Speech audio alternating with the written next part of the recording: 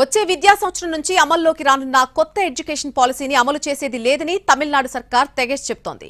ఎట్టి పరిస్థితుల్లో జాతీయ విద్యా విధానాన్ని అమలు చేయబోమంటున్నారు ముఖ్యమంత్రి స్టాలిన్. కొత్త విద్యా విధానాన్ని అమలు చేస్తే తమిళనాడు 2000 ఏళ్లు వెనకబడిపోతుందని అన్నారు. కొత్త ఎడ్యుకేషన్ పాలసీ విషయంలో కేంద్ర ప్రభుత్వం తమిళనాడు ప్రభుత్వం మధ్య వివాదం నడుస్తోంది. ఎన్ఈపీలో 3 భాషల విధానం ఉంది. దీని ద్వారా హిందీని తమ రాష్ట్రంపై రుద్దే ప్రయత్నం జరుగుతుందని తమిళనాడు ఆరోపిస్తోంది. తమిళనాడు 2 భాషల విధానాన్ని మాత్రమే ఫాలో అవుతుందని స్పష్టం చేస్తున్నారు డీఎంకే నేతలు. తమిళ్, ఇంగ్లీష్ మాత్రమే ఉంటాయని చెబుతున్నారు.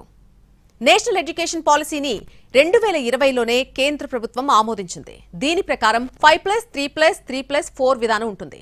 అంటే 5 వరకు ప్రీ ప్రైమరీ, 8 వరకు అప్పర్ ప్రైమరీ, 9 నుంచి సెకండరీ ఎడ్యుకేషన్ ఉంటాయి. తొలి 5 ఏళ్లలో అంగన్వాడీ, ప్రీ స్కూల్, 3 ఏళ్లు 1-2 తరగతులుంటాయి. ఆ తర్వాత 3 ఏళ్లు 3, 4, 5 క్లాసులుంటాయి. ఆ తర్వాత 3 ఏళ్లు 6, 7, 8 క్లాసులుంటాయి. ఇక చివరి 4 ఏళ్లలో సెకండరీ ఎడ్యుకేషన్ కింద 9, 10, 11, 12 తరగతులుంటాయి. కొత్త విద్యా విధానం ప్రకారం 3 భాషలు తప్పనిసరి. అంటే ప్రతి రాష్ట్రంలో ఆ రాష్ట్ర అధికార భాషతో పాటు ఇంగ్లీష్ అలాగే హిందీని కూడా బోధించాల్సి ఉంటుంది. ఇదే తమిళనాడులో రాజకీయ రచ్చకు కారణమవుతోంది.